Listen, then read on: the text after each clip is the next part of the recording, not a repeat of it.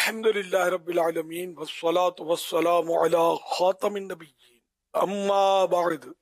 فاعوذ باللہ من الشیطان الرجیم بسم اللہ الرحمن الرحیم الصلاة والسلام علیک یا رسول اللہ وعلی آلک واصحابک یا حبیب اللہ الصلاة والسلام علیک یا نبی اللہ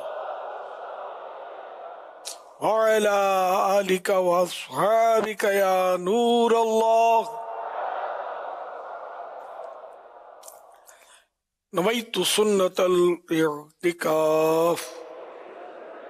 جب کبھی داخل مسجد انہیں سعادت پائیں اعتکاف کی نیت ضرور فرمائیں۔ نیت دل کے ارادے کو کہتے ہیں، دل میں نیت کر لیجئے میں نے سنت اعتکاف کی نیت کی، آپ معتکف ہو گئے۔ دل میں نیت حاضر ہوتے ہوئے زبان سے بھی دہرا لینا زیادہ اچھا ہے، چاہے اپنی مادری زبانی میں کہہ لیجئے کہ میں نے سنت اعتکاف کی نیت کی۔ یاد رکھیے مسجد میں کھانا پینا، سونا، سحری، افطار، آب زمزم شریف پینا، دم کیا ہو پانی پینا وغیرہ اسی صورت میں جائز ہوتے ہیں جبکہ اعتکاف کی نیت کی ہو۔ اگر نیت نہیں تھی تو افطار کا وقت آ گیا، مسجد میں افطار نہیں کر سکیں گے، ہاں نیت کر لیجئے اور افطار بھی کر لیجئے، لیکن یہ کہ جب بھی نیت کریں تو اعتکاف کی تو ثواب کے لیے کریں تو انشاءاللہ اس کا ثواب ملے گا۔ کھانے پینے کے لیے کریں گے تو کھانا پینا جائز ہو جائے گا لیکن ثواب نہیں ملے گا۔ تو مناسب یہ ہے کہ اگر پہلے سے نیت نہیں کی ہوئی ہے اور افطار کا وقت آ گیا ہے یا کھانے کا ٹائم آ گیا تو اعتکاف کی نیت ثواب کے لیے کریں، اور کچھ ذکر و درود کر لیں، چاہے تو 12 مرتبہ درود پاک پڑھ لیجئے، اب بھلے افطار وغیرہ کریں۔ صلو علی الحبیب صلی اللہ علی محمد۔ حضرت سیدنا امام جعفر صادق رحمت اللہ علیہ نے فرمایا جو کوئی شعبان المعظم میں روزانہ 700 مرتبہ درود پاک پڑھے گا اللہ کریم کچھ فرشتے مقرر فرما دے گا جو اس درود پاک کو رسول اللہ صلی اللہ علیہ وسلم کی بارگاہ میں پہنچائیں گے۔ اس سے رسول اللہ صلی اللہ علیہ وسلم کی روح مبارک خوش ہوگی، پھر اللہ پاک ان فرشتوں کو حکم دے گا کہ اس درود پاک پڑھنے والے کے لیے قیامت تک دعائے مغفرت کرتے رہو۔ صلو علی الحبیب صلی اللہ علی محمد۔ 1447 ہجری کے رجب شریف کی آج 28ویں شب ہے۔ الحمدللہ دعوت اسلامی کا ہفتہ وار مدنی مذاکرہ شروع ہو چکا، اور آج کی خصوصیت یہ ہے کہ آج ہمارے یہاں ختم بخاری بھی ہے۔ فیضان مدینہ میں کثیر طلباء کرام جمع ہیں دور حدیث شریف کے۔ انشاءاللہ وقت مناسب پر آخری حدیث پڑھی جائے گی بخاری شریف کی انشاءاللہ، اور اس کے ضمن میں کچھ مدنی پھول بھی پیش کیے جائیں گے انشاءاللہ الکریم۔ آخر تک مدنی چینل کے ناظرین ہمارے ساتھ رہیے گا، انشاءاللہ برکتیں ملیں گی۔ صلو علی الحبیب صلی اللہ علی محمد۔ مدنی مذاکرہ ہے، سوالات کیجئے، اگر ہر سوال کا جواب ہو بھی بالصواب یعنی درست دے پاؤں یہ ضرور نہیں، بن پڑا عرض کرنے کی کوشش کی جائے گی، بھول کرتا پائیں فوراً میری اصلاح فرمائیں، مجھے آئیں بائیں شائیں کرتا اپنے کہے پر بلا وجہ اڑتا نہیں، بھول ہونے کی صورت میں شکریہ کے ساتھ قبول کرتا پائیں گے انشاءاللہ الکریم۔ صلو علی الحبیب صلی اللہ علی محمد۔ أنا محمد من مدينة البلق يسير. سيدي، نحن نعيش في زمن كثرت فيه الأخبار والإشاعات وتفاقمت فيه النزاعات حتى أقبل الناس بشدة على سماع كل ما يقال، وانشغلوا بما لا يعنيهم وتورطوا في جدالات ومشاغل لا ثمرة لها. فما أثر هذا الانشغال على إيمان المسلم وصفاء قلبه وكيف ينبغي له أن يتصرف ليحمي نفسه وقلبه من هذه الآفات. ہم ایک ایسے زمانے میں جی رہے ہیں جہاں خبریں اور افواہیں بہت زیادہ ہو گئی ہیں اور جھگڑے بڑھتے جا رہے ہیں، جس کی وجہ سے لوگ غیر ضروری باتوں اور بے فائدہ بحثوں میں پڑ گئے ہیں۔ ان سب کا ایک مسلمان کے ایمان اور دل کی پاکیزگی پر کیا اثر پڑتا ہے، اور ایک مسلمان کو کیا طرز عمل اختیار کرنا چاہیے تاکہ وہ خود کو اور اپنے دل کو ان خرابیوں سے محفوظ رکھ سکے۔ اللہ اللہ، خرابیاں تو ذرا بڑھتی جا رہی ہیں، جو زمانہ نبوی سے دوری ہوتی جا رہی ہے۔ ظاہری سرکار صلی اللہ علیہ وسلم کی جو حیات ظاہری تھی، وہ 3 تو قرون ثلاثہ، وہ تو بہت سنہری دور تھے، صحابہ کرام کا دور، تابعین کا دور، تبع تابعین کا دور۔ یہ دور تو بڑے پاکیزہ تھے، لیکن یہ کہ سب سے فرسٹ تو ظاہر ہے جب سرکار صلی اللہ علیہ وسلم ظاہری طور پر حیات تھے، اور صحابہ کرام کا دور تو ان میں تو کوئی فاسق تھا بھی نہیں، سب عادل، سارے صحابہ عادل، اور باقی تابعین میں بھی گناہ گار کم، گناہ کا زور کم تھا، اور تبع تابعین میں بھی کم تھا، لیکن بہرحال تابعین کے مقابلے میں کچھ زیادہ۔ پھر آہستہ آہستہ آہستہ وہ گناہوں کا سلسلہ بڑھتا گیا، علماء کرام سے لوگوں کی دوری ہوتی گئی، علم دین سے دوری ہوتی گئی، مسجدوں سے دوری ہوتی گئی، اور یوں مطلب یہ کہ اب تو یہ دور ایسا ہے کہ بس اس کے بعد پتہ نہیں کیا ہوگا۔ ہے تو بڑا نازک دور، اور اس میں جیسے پہلے سوشل میڈیا اور نہ پیپر میڈیا بھی نہیں تھا اس دور میں، آہستہ آہستہ پیپر میڈیا آیا، تو اس کے ذریعے اگرچہ فوائد تو ہوتے ہیں لیکن سائیڈ ایفیکٹ بھی کم نہیں ہے پیپر میڈیا کے۔ اچھا، پھر یہ کہ آہستہ آہستہ پھر وہ اور ذرائع ابلاغ بڑھتے گئے، یہاں تک کہ اب تو مطلب سوشل میڈیا اب اس میں بھی روز افزوں تنزل ہوتا جا رہا ہے۔ اب ترقی تو کیا کہوں اس کو، مزید پڑھتی آتی رہی ہے، ایک سے ایک نئے نئے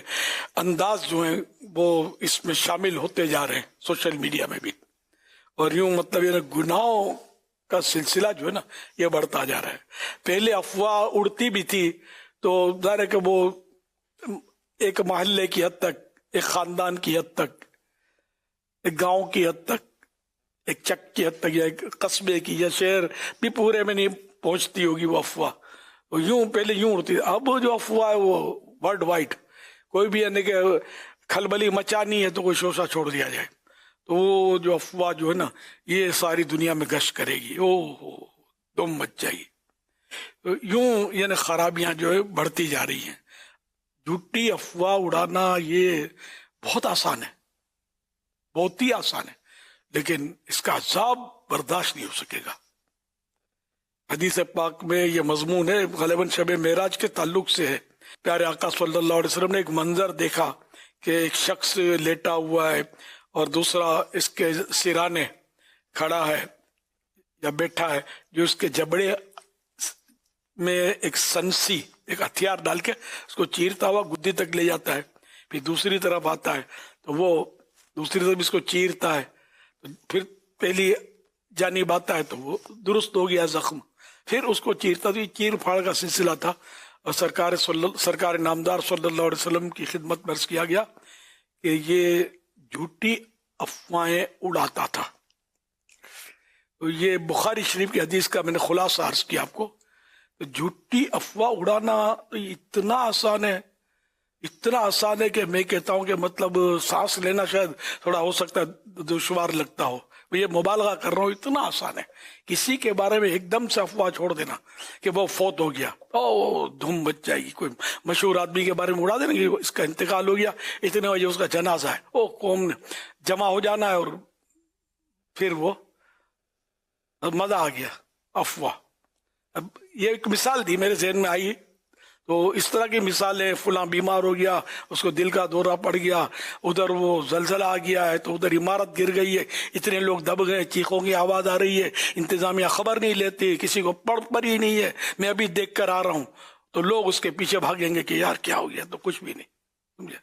تو افواہیں مطلب اڑانے کا تو ہے، مطلب اس وقت سوشل میڈیا میں تو طرح طرح کی افواہیں لوگ اڑاتے ہیں، ایک دوسرے کو بدنام کر رہے ہیں، تو عذاب پر غور کریں۔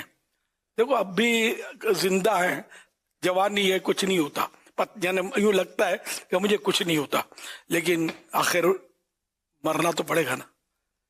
مرے بغیر تو چارہ ہی نہیں ہے۔ کل نفس ذائقۃ الموت، ہر جاندار نے موت کا مزہ چکھنا ہے،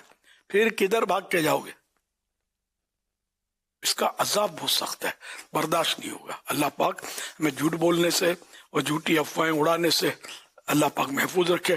اور جب بھی اس طرح کی افواہ ہو نا تو اس کی سوشل میڈیا وغیرہ کے ذریعے تو تحقیق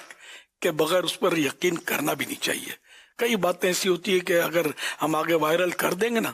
پھر اپنے کو پچھتاوا ہوگا کہ یار یہ تو ڈمی تھی، یہ تو فیک خبر تھی، فیک چل رہی، فیک بولتے ہیں اس کو، یہ خبر تو فیک تھی، یا یہ اب طرح طرح کی سے تصویریں بناتے ہیں، اس میں تو خیر مجھے بھی لیتے ہیں، اس سے گلے مل رہا ہوں، اس کے برابر میں بیٹھا ہوں، اس سے ہاتھ ملا رہا ہوں، مطلب یہ بعضوں کا تو صورت بھی مذہبی ہوتی ہے، اپنائیت والی ہوتی ہے، لیکن یہ تو جھوٹ نا یار، دھوکہ ہے نا، اور دھوکہ کس کو بولتے ہیں؟ یہ دھوکہ ہے، کیوں کرتے ہو ایسا یار؟ تفریح کے لیے لوگ یہ سب کچھ کر رہے ہیں، اس طرح چیزیں تو ایسا نہ کیا کریں، مطلب کیوں اپنے ذمہ گناہ لیتے ہیں، اپنے لیے آخرت کا عذاب لیتے ہیں؟ یہ میں دیکھ رہا ہوں، مطلب یہ مجھے بھی کبھی کبھی کوئی بھیجتا ہے کہ دیکھو یہ کیا ہے، میں سمجھ جاتا ہوں، اب سمجھ جاتا ہوں، پہلے تھوڑا یعنی شروع میں آدمی تعجب کرتا ہے، لیکن اب تقریباً میں سمجھ گیا ہوں کہ یہ فیک ہوتا ہے، طرح طرح کے یعنی کہ چل رہے ہوتے ہیں، تو ایسا نہیں کریں۔ جو مجھے سن رہے ہیں مہربانی کر کے تھوڑی سی تفریح کے لیے، اپنے دوست کو حیرت میں ڈالنے کے لیے یا دوستوں کو تعجب میں ڈالنے کے لیے، وہ بھلے پھر بعد میں آپ بول بھی دیں کہ ہے کر کے کہ میں نے بنایا تھا فیک، تو ایسا نہ کیا کریں۔ وہ بعض اوقات یہ اچھی خبریں بھی ہوتی ہیں، لیکن ہوتی پریشان کون ہے؟ میں آپ کو ایک مثال دوں، ابھی پچھلے دنوں میرے ساتھ ہوتے ہیں حسن رضا، انہوں نے ناظرہ ختم کیا تو اس کی کسی نے تصویر بنائی، گجرا پہنایا اس کو، بڑا مطلب اٹریکٹیو، اس کو چلا دیا، حالانکہ ایسا کچھ بھی نہیں ہوا تھا، ناظرہ تو کیا تھا اس نے، یہ کچھ نہیں ہوتا، یہ بنایا۔ اب یہ لوگ مطلب تعجب اور خوش ہو رہے ہیں، فلاں ہو رہے ہیں، اور وضاحت ہمیں کام مل گیا وضاحتوں کا، ویسا ہم نے تو کچھ بھی نہیں کیا، یہ کوئی مطلب اے آئی کا کارنامہ ہے، کسی نے کیا، اللہ اس کا بھلا کرے، عقل سلیم بھی عطا کرے کہ ایسا نہ کراوے۔ یہ مطلب پھر لوگوں میں ایک تعجب، پریشانی، یا بھائی بڑی واہ واہ چاہتے ہیں یہ کہ وہ ہار پہنا کر اس کو مطلب وائرل کر دیا، اور یہ تو ایسا نہ کیا کریں۔ یہ سب کے لیے میری درخواست ہے کہ ایسا غلط سلط مطلب اے آئی کے ذریعے استعمال نہ کریں۔ اے آئی ٹھیک ہے، اگر اس کا استعمال کرنا ہے تو یہ ہے، تو مطلب یعنی کہ اس میں جھوٹ تو بہت ہوتا ہے، اب وہ ایک مشین ہے، جھوٹ بھی اس کو جھوٹا بھی کس سے، یعنی کہ وہ حکم تو لگے گا نہیں اس پر، لیکن ایک سسٹم ہے، اس سسٹم سے اگر نفع اٹھ سکتا ہے تو اتنا اٹھ سکتا ہے کہ اس سے نفع لیا جائے، پھر اس کی مطلب یعنی کہ وہ اس کو مطلب کسی سے تحقیق کے ساتھ اس کو مطلب آگے بڑھایا جائے۔ میں اس نتیجے پر پہنچا ہوں کہ اگر اس پر اعتماد کریں گے تو یہ آدمی ٹھوکر کھا جاتا ہے۔ 10 باتیں اگر اس نے کی ہے نا تو ایک دو اس میں جھوٹی ہوں گی، کیا آدمی پھنس جائے 10 باتیں کر کے، تو تحقیق کر لے تو مکہ مدینہ ہو جائے۔ بہرحال یہ کہ گناہوں کا زور تو ہے، لیکن اس کا سد باب بھی ہو رہا ہے، جو کرنے والے اللہ جن کو توفیق دیتا ہے وہ نیکی کی دعوت دیتے ہیں، سمجھاتے ہیں، علماء کرام سمجھاتے ہیں، اپنے بیانات، خطابات، اور جمعے میں بھی لوگ کہاں خطاب بھی سننے کہاں جاتے ہیں، خطبے کے ٹائم پر جاتے ہیں، وہ گھڑیاں دیکھ رہے ہوتے ہیں، بیان سننے بھی نہیں جاتے، سمجھے؟ تو اس طرح مطلب یہ کہ اگر بیانات سنیں، بیانات بھی ایسے ہوں کہ جو امت کی اصلاح کے لیے ایک بہترین بیان ہو، تو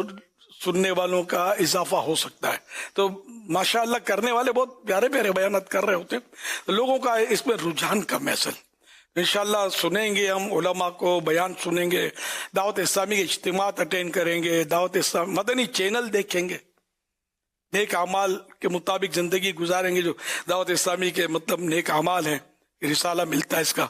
مختصر سا، تو اس پر انشاءاللہ بہتری ہوگی۔ ایک تعداد ہے کہ جو پلٹ کر آ رہی ہے، توبہ بھی کر رہی ہے گناہوں سے، اور ماشاءاللہ نیکیوں کے رستے میں بھی گامزن ہے، ہزاروں ہزار الحمدللہ درس نظامی سے بھی مشرف ہو گئے لاکھوں، تو حافظ قرآن بن گئے دعوت اسلامی کی ان کوششوں سے۔ تو ایسا نہیں ہے کہ بالکل ہی شیطان جو ہے ہر صورت میں کامیاب ہو گیا، ہم اس کا پیچھا نہیں چھوڑیں گے انشاءاللہ۔ شیطان کا پیچھا نہیں چھوڑنا ہے اپنوں نے، یہ اپنا کام کر رہا ہے، ہم اپنا کام کریں گے انشاءاللہ الکریم، ہم ثواب کماتے رہیں گے، مایوس نہیں ہونا ہے۔ اللہ کی رحمت سے کوشش جاری رکھنی ہے، نیکی کی دعوت دیتے رہنی ہے، مسجدیں بھرتی رہنی ہے انشاءاللہ، نمازیوں کی تعداد بڑھاتی رہنی ہے، اور مسجدیں بنانی بھی ہے انشاءاللہ، وہ بنا بھی رہے ہیں الحمدللہ۔ صلو علی الحبیب صلی اللہ علی محمد۔